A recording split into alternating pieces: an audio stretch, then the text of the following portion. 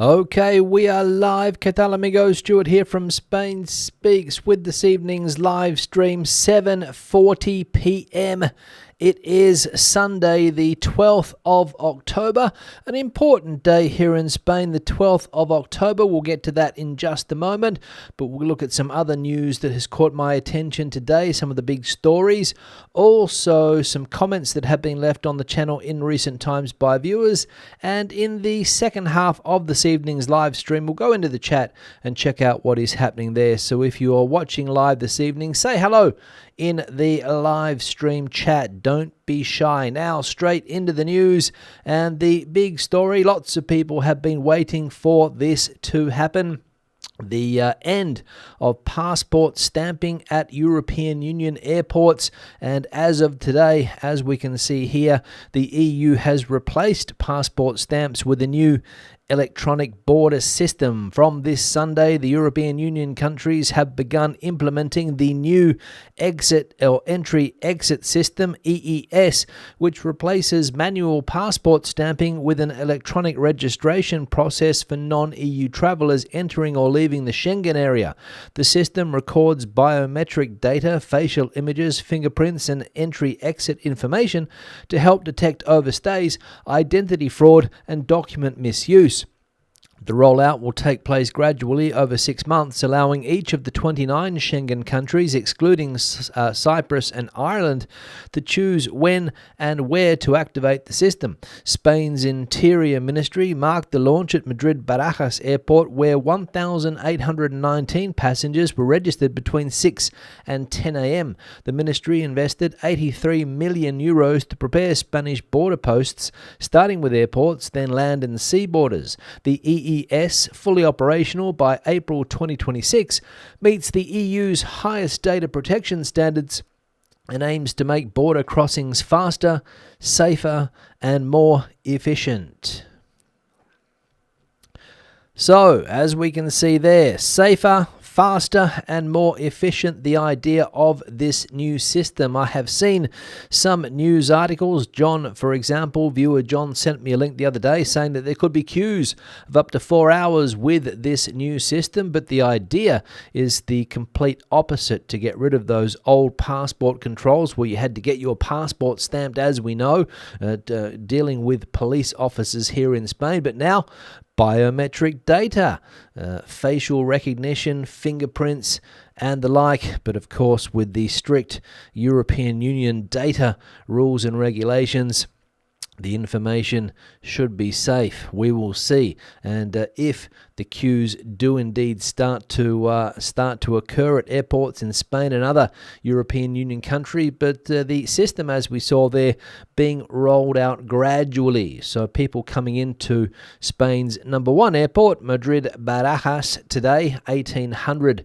arrivals going through the new system, but we'll see if the technology does indeed prove a better solution to the old systems, which, let's be honest, have been around for a long time now.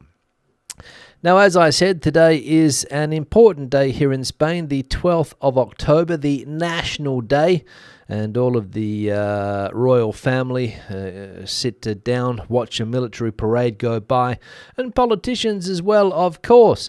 As we can see here, Spain marks its National Day with a royal parade as Sánchez faces boos, Prime Minister Sánchez faces boos, and Vox leader Abascal boycotts event.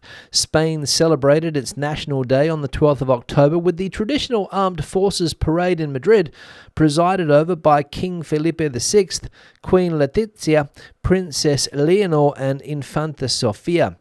Nearly 4,000 members of the armed forces, along with police and other state bodies, took part in the event, which featured 229 horses, 45 aircraft, 19 helicopters along the Paseo del Prado to Plaza de Colón. Prime Minister Pedro Sánchez arrived shortly before 11 a.m. and was met with boos from parts of the crowd, a recurring scene since 2019.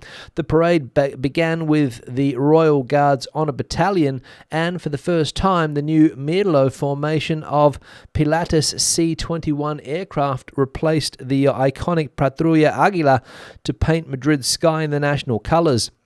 Vox leader Santiago Abascal boycotted the ceremony, refusing to pretend institutional normality with what he called an illegitimate government.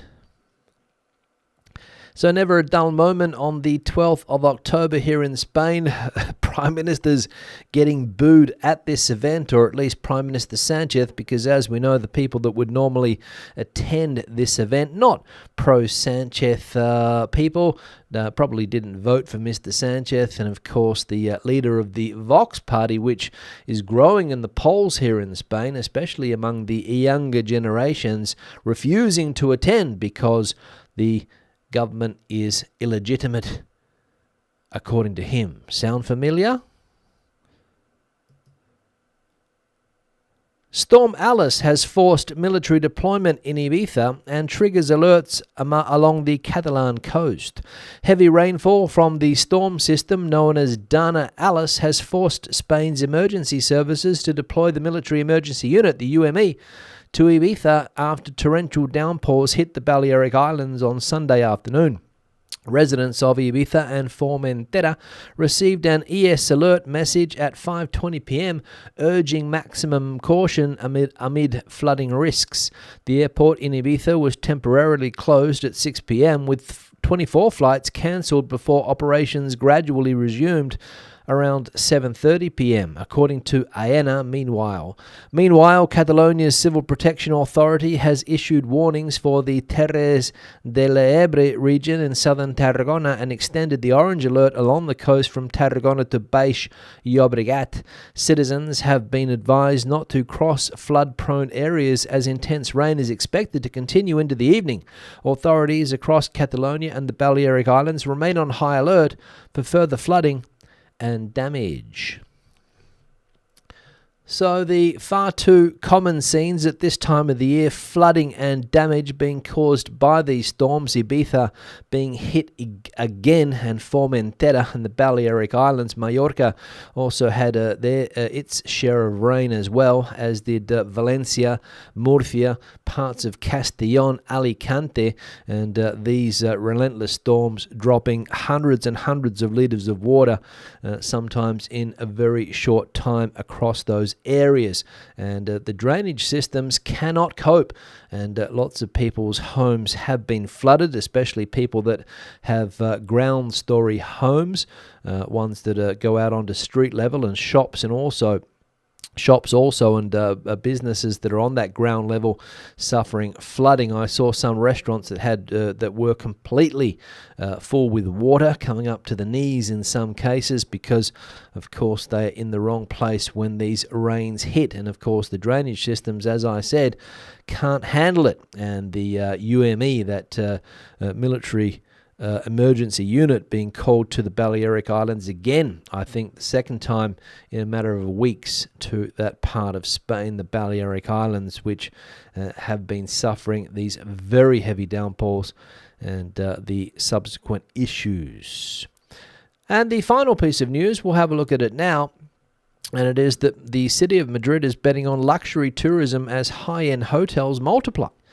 Madrid is rapidly transforming into a destination for wealthy tourists, with hotel prices soaring to around €1,000 a night. Between the Opera metro station and Puerta del Sol, just 450 metres apart, there are already 20 hotels, mostly catering to affluent visitors. Despite the tragic collapse of a luxury hotel construction site on Calle Hileras this week, which left 4 dead, the city's push for upscale tourism continues. According to Spain's National Statistics Institute, Madrid has 810 operational hotels, 40 of which, 8%, are classified as luxury. The capital plans to add 20 more between 2026 and 2028, 18 of them 4- or 5-star properties. Analysts warn that Madrid's hospitality sector is becoming polarized, offering low-cost stays for Europeans and luxury experiences for tourists from emerging markets like China and India. The boom has attracted major international hotel chains eager to invest in Spain's fastest-growing tourism market. So the upscale tourism in Madrid, perhaps a reflection of what will be happening in other cities around the country as the tourism model slowly changes to a more upper class tourism, or a luxury tourism, if you like, with these high-end tourists choosing Spain as their destination. And there's going to be that mix. You're going to get the low-cost tourism, as we saw there, and the high-end tourism rubbing shoulders in places like Madrid and other places in Spain, as I said, when that tourism model slowly starts to change, and already happening in cities like Madrid. But a setback last week, as we saw when that hotel collapsed and 4 workers were crushed underneath the rubble, which was a tragedy, of course. Now into the comment section we are going to go. We'll check out what has been bubbling away there in the chats in the comment section. One here from Stefman. Just moved to Javier from the Netherlands for the following 6 months. One of my reasons was to escape the weather. Never seen so much rain in the Netherlands as I have in the last few days in Javier. Stefman, welcome to Spain, and welcome to rainy Spain. You've chosen probably the worst time of the year to establish your residency there, escaping the Netherlands weather, thinking that you're going to get some sunny weather in Spain. Don't worry, it will be back soon. It's just the rainy season in that part of the country, and it doesn't rain, it pours in that part of the country when the torrential rains hit, when the danas hit, when the old term gota fria hits that part of Spain. Because of the warm Mediterranean, this is what the experts say, the warm Mediterranean Sea, when the colder air comes down from the mountains and the two collide, bang, the rain starts to fall. And as I mentioned a few minutes ago, the drainage systems have trouble to handle such intense amounts of rain, sometimes up to 200. I think we saw some 260 millimeters falling in very short periods of time. So, I think it was 260 liters per square meter. I think that was the thing, or 26 millimeters. I think was the old reference. But lots of rain falling, and but don't worry, Stefan, in a month or so, come November, come December, the sun should start to be more frequent in that part of Spain. Thanks. One here from Steve Smith. Hope it's not the Australian batsman. Lots of folks saying boycott Ryanair, and all are entitled to their opinion. I live in Tarazona, Aragon, and Zaragoza is my closest airport. Ryanair are the only airline that fly to the UK. My other choice is drive over 3 hours to Madrid or Barcelona. I use them and found they are no better or worse than the other airlines. I cannot remember the last time I was delayed with them, says Steve. Thanks for the comment, Steve. Yes, lots of comments about Ryanair. It's one of those airlines that you either love or you hate, but at the end of the day, they normally get the job done, which is to bring people to far-fetched locations for the cheapest price possible. And the Spanish government hates Ryanair, Mr. Sanchez and company. They've spent the last 6 years trying to do everything in their power to put Ryanair in its place, but Ryanair responds normally with some fairly harsh measures, like stopping their planes going to some regional airports here in Spain. I think Asturias, an airport in Asturias, was the last airport that Ryanair said that they're not going to go to. And of course, Steve here hoping that they don't abandon Zaragoza either, because it would mean a change in travel plans for people like Steve that want to get back to the UK or wherever those planes are heading to. So, Ryanair and the Spanish government with their issues at the moment. Ryanair slashing seats, and the Spanish government is optimistic. I think we saw that some other airline will jump in and take Ryanair's place, but let's not hold our breath waiting for that. One here from Peter. My wife and I are selling our house in Spain and moving elsewhere. The final straw was how we were treated at the ITV or MOT centre in Alicante this past September. Enough of the arbitrary for us. Thanks, Peter. Bit of a radical decision to abandon your home here in Spain. Look for a residence somewhere else because you had a bad experience getting your car tested at the ITV centre. Could have just gone somewhere else. Cancelled the appointment, gone somewhere else. Don't know. Why was it so bad? Were they rude? Was your car not in good shape? Did you get some faults? Did you have to go back again? What was the reason? Let us know. Don't just leave us suspended here with your subsequent exit from Spain because you didn't like the service at an ITV centre. If I left Spain because I didn't like the service somewhere, I would have gone 25 years ago. But I'm still here. Thanks. Hester, number 1, driving a car is and will always be a means of freedom. You can step into your car whenever you want, wherever you want. Living in a mountain village in Spain, it is also a necessity. As long as there are dirty 2-stroke motorbikes driving around my village, polluting the air in the streets, nobody is taking away my car. It's just a load of nonsense. Hester, thanks for the comment. I don't know where you get the idea that somebody's going to take away your car, especially if you're living in a mountain village in Spain. Nobody's going to be touching your car anytime soon. There are some new transport and mobility laws coming into play soon. It was approved in Parliament last week, and it's only a question of time before some of these new measures are rolled out. Mainly, we're going to see changes to the environmental stickers. Cars that fit certain European rules and regulations, Euro 7 and or Euro 6, Euro 5, and all of these things, according to the emissions, they'll be reclassified. Some electric vehicles, I have heard, will lose the zero sticker. Maybe they'll get an eco sticker or something instead. So they're going to revise that system. And also short travel by plane, I think, is going to be affected as well. And bringing back some night trains, which were quite common a few years ago, disappeared, but they're coming back apparently, all part of this new sustainable mobility law. But again, nobody's going to take your car. Nobody. You might have problems with the ITV and then decide to sell your house and head back to wherever it is that you come from. Don't know. Like the previous commenter. But as far as I know, the government has no plans to take your car off you. So thanks for the comment. One here from RT. You really do a great job updating everyone on what is happening in Spain. I enjoy your channel very much. Thank you very much, RT. I always like to put one of these comments in to inflate my ego, if you like. Thank you very much for this. Not some of the more negative comments that I get on the channel every now and again.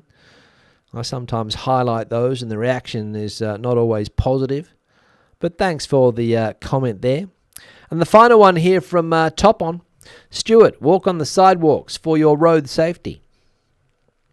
Thanks, Top On. I will heed your advice. Walk on the sidewalks. Well, probably not. Footpath, as we call them in Australia, sidewalks maybe in the US, whatever they call them in the UK, not sure. I walk down the middle of the street when I'm recording my videos because there's no cars around. Everyone is in their houses. Everyone is still in bed when I'm out and about recording those videos. So don't worry about me getting hit by a car walking down some of those streets. When there is a high intensity traffic area, I am on the sidewalk or the path, whatever you want to call it. But thanks for your concern. Now we'll go into the live chat, see what's bubbling away there. Before I do, I need to change the backdrop. This photo was sent in by Steve, and it's a picture of the sunset down there in Cádiz. I say sunset rather than the sunrise. I don't know the geography of Cádiz, but you wouldn't see that many people at a sunrise in Cádiz, that is for sure. But a sunset, yes, just going down there behind the barrier there, whatever you want to call it, and a nice shot from Steve's. If you have a similar picture you'd like to see on the backdrop, the email address is on the screen now. Feel free to send those pictures through to that email address. If you're here in Spain, take out your camera, take a picture like this one, send it through, get on the backdrop, and good photos, of course, are always welcome. And this is a good photo. If you have not hit the like icon yet, we're currently at 52 likes. Do us a favor and smash that like icon, please. It's completely free.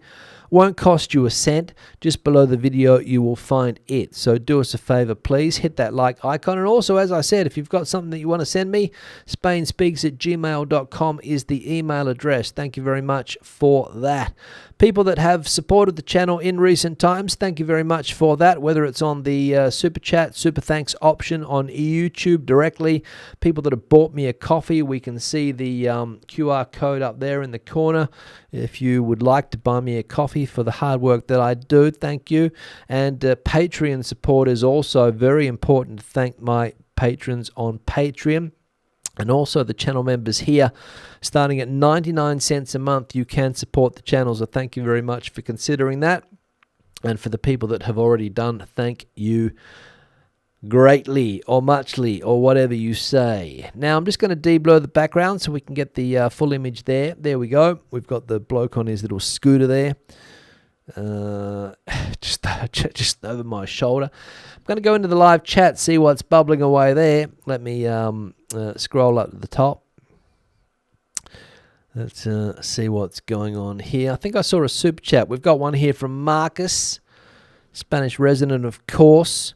€5. Thank you very much, Marcus, for that support. Value member 2 is Marcus. 1,000 a night in Madrid. I'm laughing how much tourist tax revenue at 10% could be raised to help low-income families. Yep, there could be, Marcus, but the owners of these hotels we saw the other day, the one that collapsed, that building, not much of it there now, but when it's rebuilt, will be a Saudi-owned hotel. And a lot of these expensive hotels going into foreign money. I remember, I think 2 years ago, I went to a wedding in central Madrid. The wedding was on the Gran Via. And I was looking at a hotel to stay the night in the area rather than drive home. And the prices were incredible back then, 2 years ago. And €1,000 a night now for some hotels. Wow. For Madrid? I remember when you used to be able to stay in Madrid for 2,000 pesetas a night. Not anymore. Not anymore. Colin is in the chat. Liked the photo. The photo that I showed the other day. Colin's photo was a Murcia sunset, I think. Can't remember exactly the photo, but there was somebody just getting into the water on the Mar Menor, Santiago de la Ribera, overlooking the Mar Menor right next to the Spanish Air Base. Glad you enjoyed the photo. Thanks, Colin. Send some more through when you're out and about. Barbara also sends through photos from time to time in Catral currently, 26 degrees there.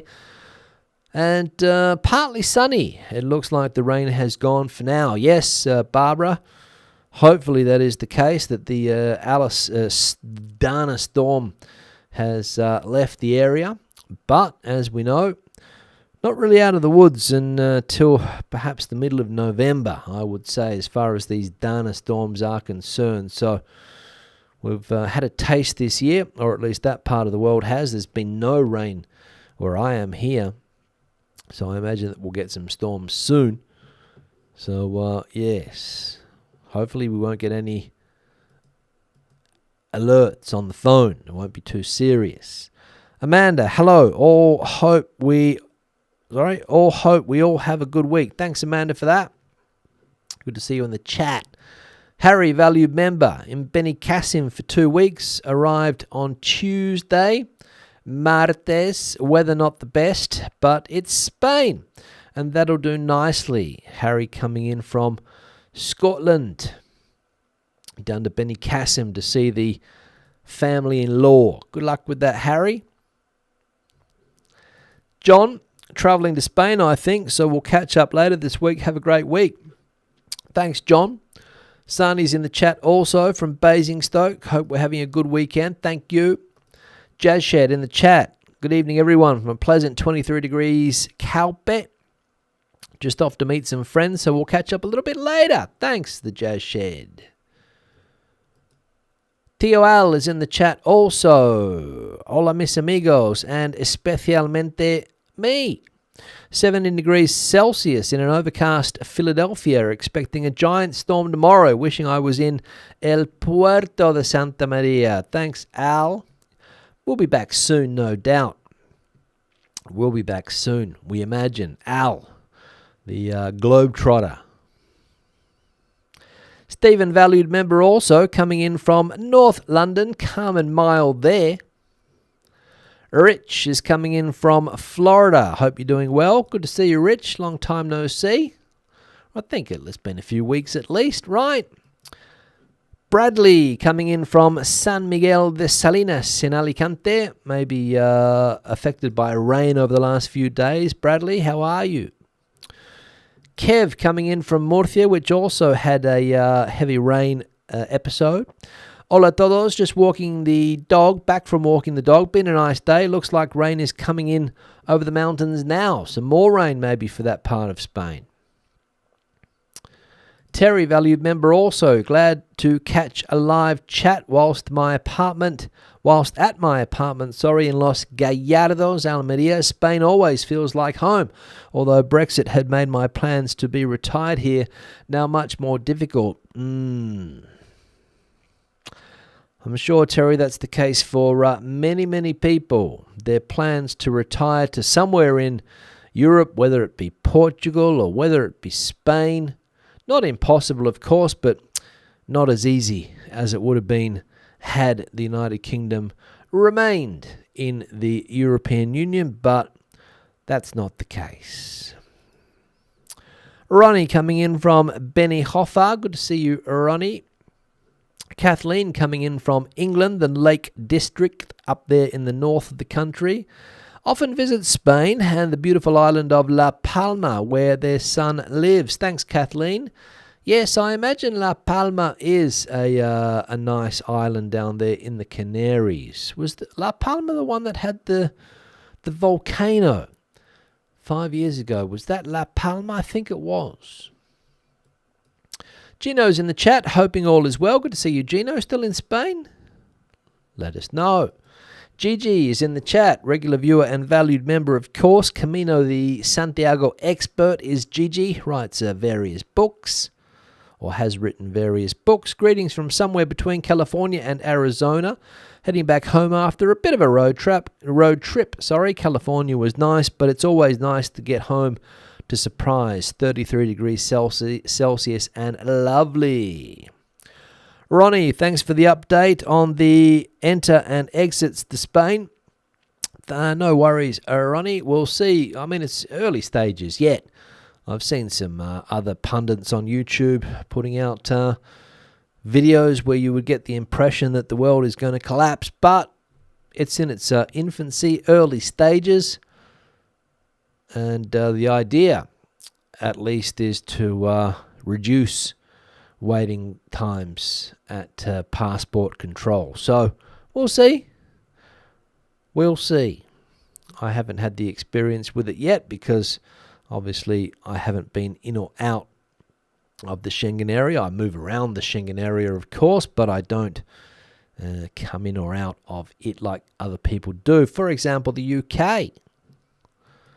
Peter, our house in Spain is going on the market. Here we go. We saw that comment before. Doubling down. Bureaucracy here now, not the ITV. Or maybe it's both. Don't know. Pete brought the car from the US. It was homologated by a professional here in Europe. It subsequently passed inspection 3 years in a row at the ITV. This year, 3 new objects to the car. So that's the problem. The car no longer considered roadworthy. In the Cuenca province, there we go. Pavements, that's what they're called in the UK. In Australia, we call them footpaths.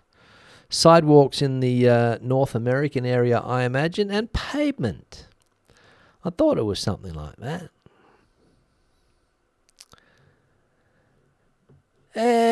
Manny coming in from Miami Beach, heading to Spain tomorrow. There's a comment here about Peter's or Nitrox asking the question to Peter. Is it too hard to bring your car to Spain, we own a RAV4 2020. Now, again, if you want to bring your car to Spain, you're going to have to go through the process to get it roadworthy here. I reckon, this is just me, sell it, buy a car here. Or sell it and don't buy a car here, just rent one through the bank or something like that. You don't want the hassle of having to go through this. Or at least I wouldn't. Bring it over. What's that going to cost? Have to get it roadworthy through these ITV centres. Just buy one here. Pat, hi Stu. Haven't caught it live in a while. Hope you're doing well. I did the first ITV on my car recently. Had a wonderful experience. I don't know all the vocabulary and they were super helpful. I think it comes down to cars that, for example, if you do any modifications to a car, probably wasn't the case of Peter, I don't know, with that car, but if you do any modifications to a car in Spain, you're not going to pass the ITV inspection. They're red hot on that. Everything has to be, the word used before, homologated, approved. Even if you change the lights, you do some type of tuning to it, put mag wheels on it, all of those things, you're getting into problematic areas.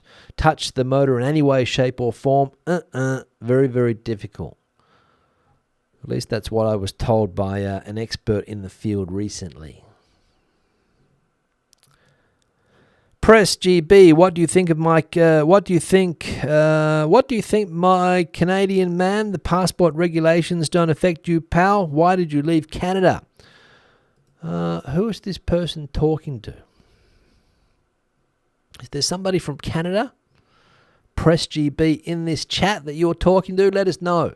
Because if you think I'm a Canadian, you've got some hearing issues when it comes to accents.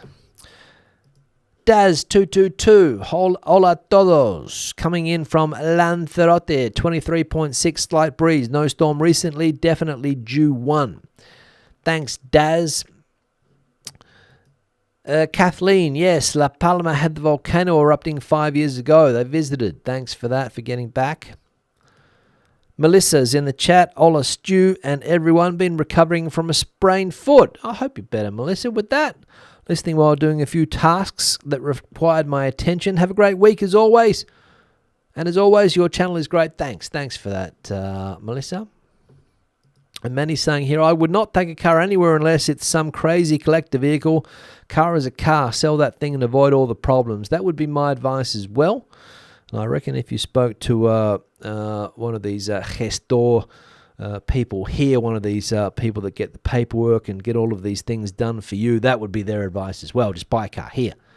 Or even still better yet, if you don't want the hassle of owning a car, just rent one. Long term through the bank or through one of these companies that specialize in that. And then when the rental time is up, wash your hands and away you go. You don't have to worry about ITV. Don't have to worry about any mechanics. Everything's taken care of. It's expensive, of course. More expensive than buying a car, I imagine, long term. But you don't have the hassles. And Terry's saying, luckily we have missed the bad weather in Los Gallardos, but I'd love to be here, rain or shine.